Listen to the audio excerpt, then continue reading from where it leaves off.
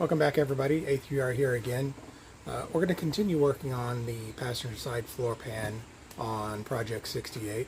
So in the previous two videos you've seen that there's a little bit of minor rust in that passenger floor pan, just some pinholes, nothing major, nothing that's going to affect the structural integrity of the floor pan itself. So I've already gone through and scuffed up the epoxy coating that was on it. Found a little bit of separation between the firewall floor pan, or the firewall pan, and the seat bottom itself. So took out most of that, used a wire brush to grind down that little section to bare metal, and then I laid down a coat of black satin Rust-Oleum that I got from Home Depot, which so far has worked pretty well. So we'll go through and we'll pause the video and I'll show you what we've got, and then move on to the next steps of how I'm actually going to repair this passenger floor pan. Okay, so here's what we've got. This is the passenger floor pan. As you can see, it's been sprayed with that black Rust-Oleum. Here are the little pinholes that we've got. That's the major concern of where I've got the rust. There's some pitting in the metal and all that stuff. But as you've seen from the previous videos, it's still pretty solid. It's still pretty structural. It's solid enough that I think it's going to hold up for quite a few more years. So this is what we're looking at from the top side. As you can see, this is all rusted from the top side. Most likely the heater core in this car leaked at one time, got the carpeting wet, and then subsequently got the metal itself wet, and that's where this rust is coming from. So here is the underside of the car. As you can see, there are those pinholes. There are some of the bigger holes towards the front. Like I said, this is pretty minor rust for a car that's 57 years old. The bottom side of this has all been sprayed with Eastwood Extreme Chassis Black spray paint, so I think that's going to hold this up pretty well. So I'm pretty happy with what the bottom is. Most likely, once I'm done with repairing the inside, I'm going to go ahead and roll the rest of the bottom with Herculiner bed liner to completely seal this in and give it another layer of protection. Okay, so we've seen what I'm working with. We see what I have to repair. So you might be wondering, if I'm not going to cut it out and I'm not going to weld in new sheet metal, how do we repair the rusty floor pan in Project 68? So the answer is inexpensive. The answer is quicker. The answer is a little more user-friendly to the average shade tree kind of mechanic like myself. I don't have a torch, I don't have a welder, I don't have all the cutting tools needed to pull this sheet pan out. So the answer to all of those, the answer that check marks all of those boxes, is this. It's fiberglass. Used a lot everywhere else. So I've done my research, watched videos on YouTube, looked at what other people have done, and for this amount of surface rust, this is the easiest answer. This is the answer that's the cheapest. This is the answer that should help repair this enough to make this floor pan last another 12, 15, maybe even 20 years. Like I said, this is not a concourse restoration. This is not a car that's going to be driven constantly. It's not going to be my main means of transportation. It's not going to be the car that I drive every day to work. It's not going to be the car that I drive in the rain. Southern California car, so it's only going to see really nice weather. Doesn't see any salt on the roads. Very, very, very rarely going to ever even see a wet road. So the fiberglass should work perfectly fine to fill this in and repair this little bit of surface rust and a little bit of pitting, and that's how we're going to do this. So we're going to move on to the next step, the first step of laying down the fiberglass, and let's see what we do. Okay, so first steps we're going to do to prep for laying down this fiberglass. We want to make sure that this Rust-Oleum paint is prepared properly to blend in with the fiberglass resin.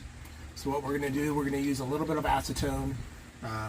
Again, just like we did with prepping the epoxy coating for paint, we want to make sure that this is going to have as much adhesion as possible for when we go ahead and lay down the fiberglass resin. So we're just going to pour this in.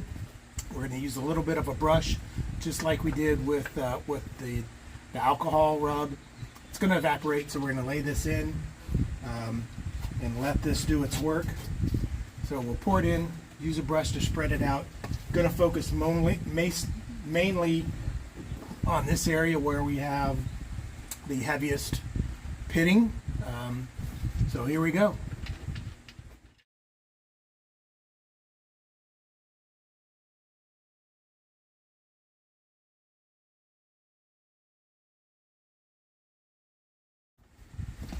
Okay, so that works pretty well. Let that dry. We want to make sure that all of that acetone is evaporated. So we're gonna let this sit for 15 minutes or so to just make sure all of that is evaporated, and we'll come back for the next step of laying down this fiberglass resin. All right, so we let this acetone dry, let it evaporate. It looks pretty good.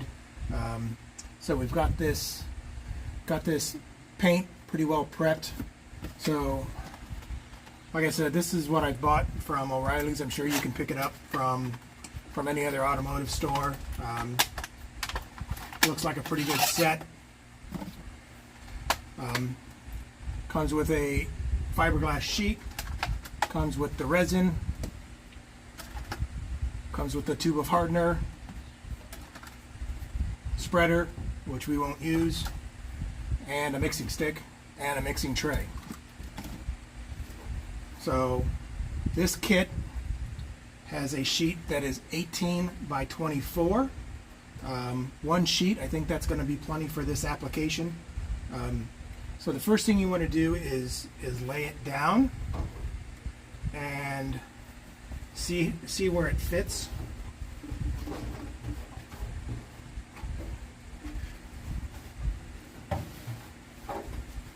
So I want to get it up on this ridge a little bit because I want to make sure that this is sealed. There is a little bit of a spot right here that's got a hole in it. This would probably normally be used with seam sealer.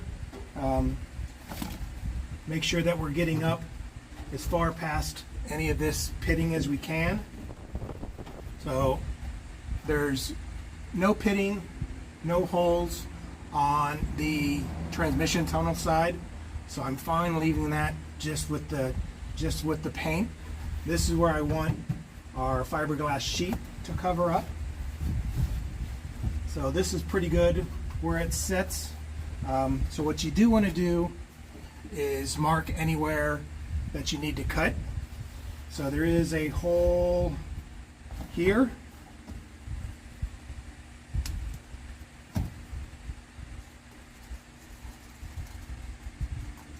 So you just want to kind of mark anywhere that you need to cut the fiberglass out that you can. And then there's a hole here, which is the drain plug that's used for the floor pan. Rubber seal goes in here that's pressed in. So you just want to mark all of this.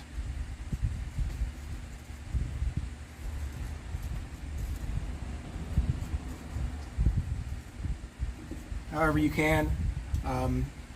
So you can come in and cut this out. So we have these marked. I'm going to pause the video. I'll cut these out, and this also helps us if you have any holes like this, how you want to orientate the fiberglass sheet once you lay it down to start back in to getting the resin down and getting the sheet down, and then a second coat of resin. So I'll cut these out, and then we'll come on to the next step. Okay, so First things first, you want to make sure that you read your instructions.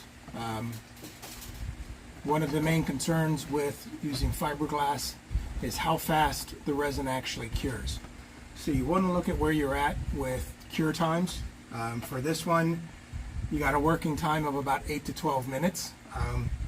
Ideally, what you want to do is lay down a light coat of resin, lay down your fiberglass sheet, and then lay down your second coat of resin, and using a brush or a roller to get all the air bubbles out. I'm going to use a brush, same brush I used initially to work the acetone. And what you want to do is dab that in. This way you don't want to move it around this back and forth because you're going to move the sheet. You want to dab it in this way and push out as much of the air bubbles as you can. This way you can dab it in and you can get it into all of the creases. With this, you can get it into all those little pitted areas and work the resin that way. So you want to dab it, and as you work, you want to work as quickly as you can, because like I said, we've got about 8 to 12 minutes of working time for the resin. So I'm going to try and mix about half of this resin for the first batch to lay down a little bit of a coat here on the pan itself, and then we'll lay down the sheet, we'll start dabbing, and then we'll mix the second batch of resin, and then we'll finish this off. So let's see how this works out. If it's a fail, it's going to go on the fail army. If it works well, hopefully I get a bunch of people watching this and it works as I want it to, and we can get through this step before this actually cures. That's the biggest issue you have with working with fiberglass resin. So gloves are a key. You don't want to get this stuff all over your hands. It's pretty sticky, pretty hard to get off. The other thing you want to work with also is a good mask. You don't want to be breathing this stuff in. It smells pretty bad. Don't want to inhale all of those toxins. The acetone's not that major. I'm outside, so I got a lot of airflow, so I wasn't super concerned with the acetone smell. But if you are in an enclosed area, if you're working inside of a garage, even with the acetone, it's not a bad idea to wear a mask if you don't have that much airflow in your space. Wearing a mask doesn't hurt. Wearing a mask is better than not wearing a mask if you're concerned about it. If there's any kind of questions, put the mask on, put the gloves on, and go from there.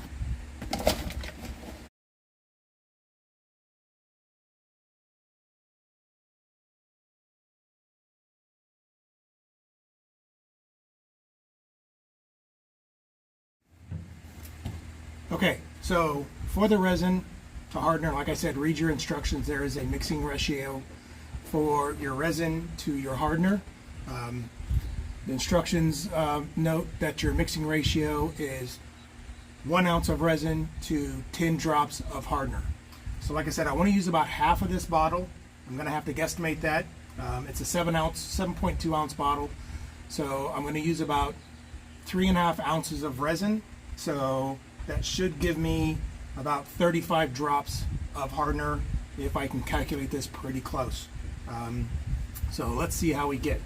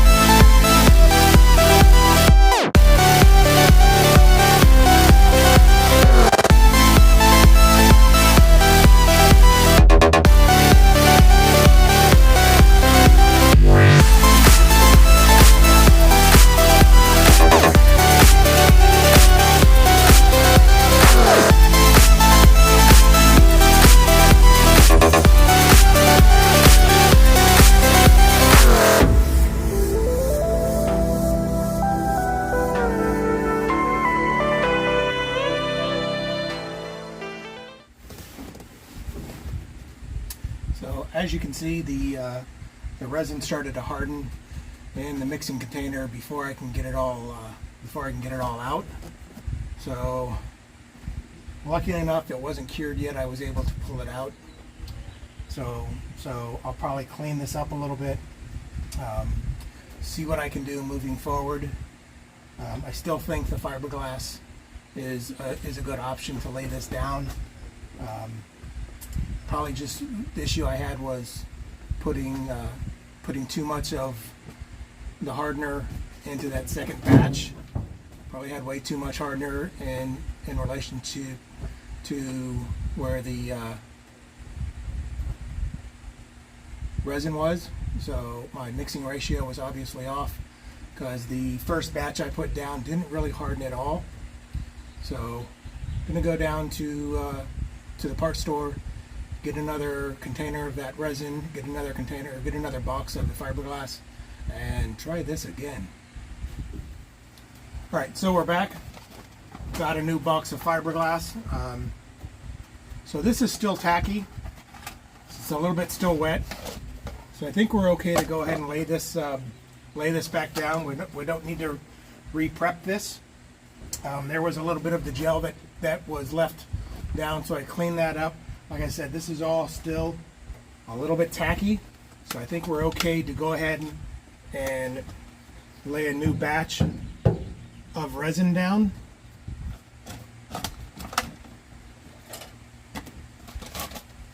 So again, gloves, this stuff is pretty sticky, you don't want to get it on your hands.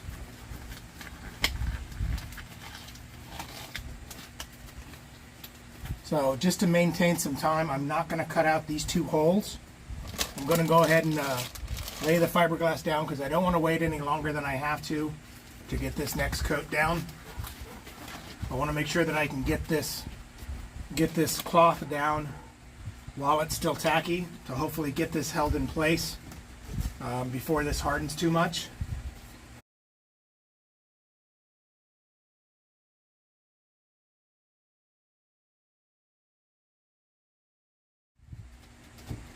But I do want to be able to find that hole, so I'm going to push that through as much as I can so I can find it later on.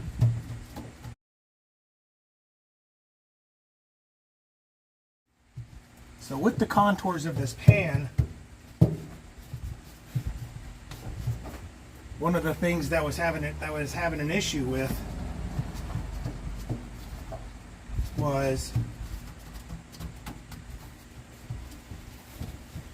keeping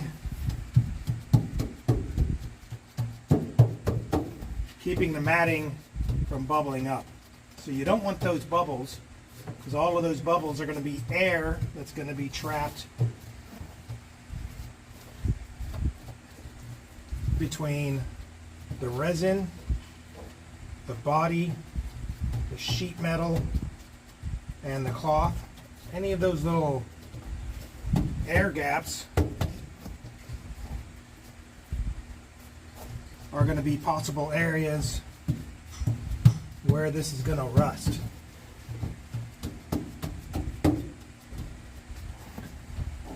And you don't want that. That's the whole purpose of putting this in,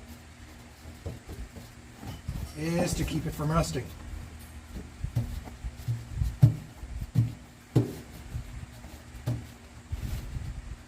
So I think what I probably should have did last time was to lay this down, or excuse me, to lay down that first layer of resin.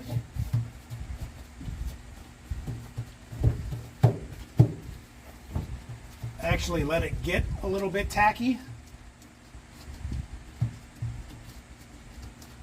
to let it cure just a little bit,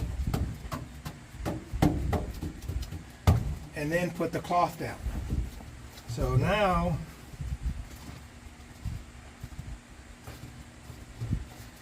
that it's a little bit tacky, it is holding in place a little bit better.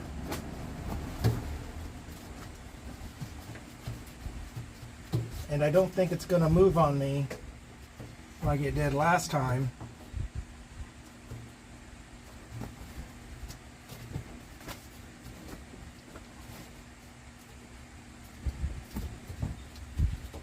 And now I'm able to shape this in a little bit better.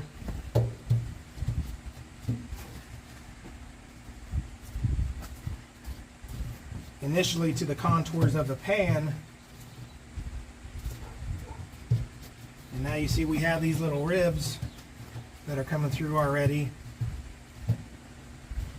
to where I can shape this a little bit better. And it's sitting in there a little bit better than it was the first time. So maybe that's a little bit of the silver lining in making that mistake in the first place. So now it's contoured a little bit better. So like I said, I'm not gonna cut this out just yet. I'm gonna try and avoid that spot when I put the actual resin on, so it doesn't harden. So if I can just get this area around it, I can cut this out and then sand it all out and get these holes opened up the way they should be. So on this pass, I'm going to mix the entire bottle of the resin with the entire tube of the hardener and lay this down in one quick pass. Like I said, hopefully have about 8 to 10 minutes of working time to get this down. I just want to make sure that I've got this initially put down as tight as I can to the contours of the pan. So that looks pretty good for now. So we're going to go ahead and mix this up. So once again, I'm going to put on my mask. I don't want to smell this stuff. It smells pretty bad. And here we go with take 2.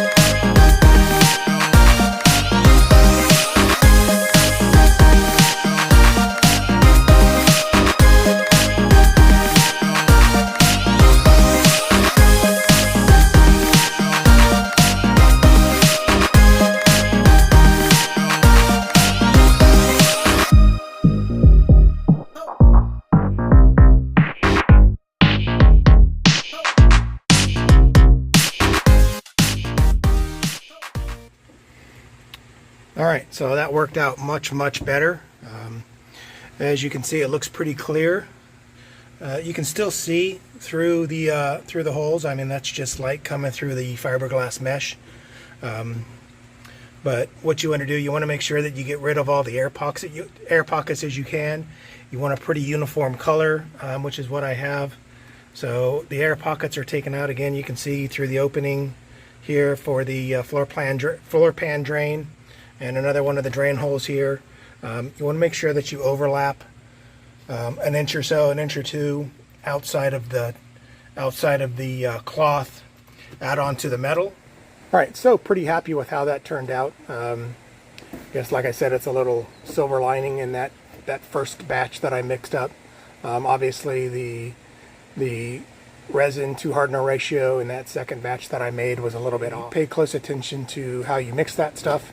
That's very vital to putting this fiberglass down. That's one of the issues with fiberglass is mixing the resin and the hardener.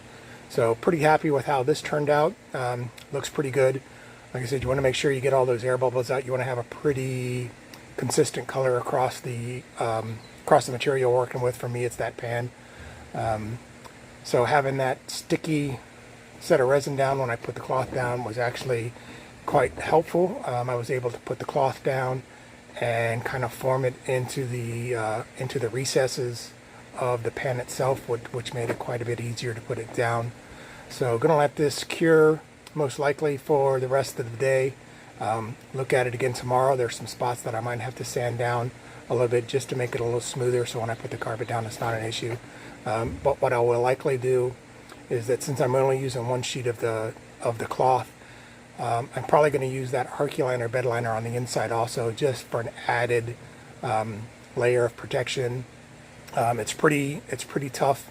Like I said, it's used inside of bed liner, so it's pretty strong. It's got some rubberized pellets in it that give it some texture. I'm not too worried about that, so I'm not a big concern, because it's going to have the sound deadening down. It's going to have the carpet down, so that's not going to be seen. But it's a very strong, very strong base. So I think it'll be a really good spot for me to put down, give it an extra layer of protection, extra layer of toughness, put a layer of that Herculiner on the bottom underneath, probably do the entire underbody of the car with the Herculiner, just to seal everything up. So like I said, this isn't a concourse restoration. It's not going to be a daily driver. It's going to be a weekend car. It's not going to be taken to the track. It's not going to be raced. It's not going to be beat on, most likely. It is a muscle car, so it's going to, I'll probably get on it a little bit, but this is going to be mostly a cruiser, a little bit of a resto mod. So that's all I really need for this car. It's not going to see a lot of elements, not going to see any rain or salt. So it's going to be well taken care of. So I think that fiberglass layer to seal all those little pinholes and all of that texturing and the pitting in there that's from the rust, I think that's going to seal it off just fine. The layer of Herculiner on the inside and the bottom side should really seal it up.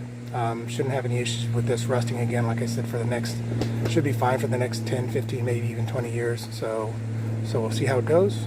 Like I said, you watched me make a mistake, you watched me fail, that's fine. We're here to learn. I'm here to hopefully help people learn, help people work on their cars. So hopefully keep watching the channel, keep watching the videos. I'm going to keep making more of these. Peace to everybody. Have a good Mustang day. Project 68.